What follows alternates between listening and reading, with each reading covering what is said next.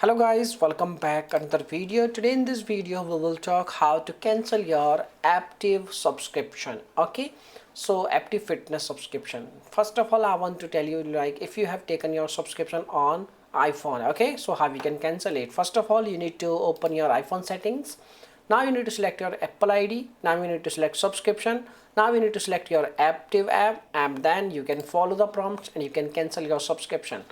And if you have taken your subscription of Aaptiv on your Play Store, or you can like Android device, or you can say like you can follow these steps. First of all, you need to open your Play Store, and then you need to tap on your profile icon. Now you need to select payment and subscription. Now you need to select your app like subscription. Now you need to select your app, Aaptiv app. Now you need to follow the prompts and you can cancel your subscription very easily.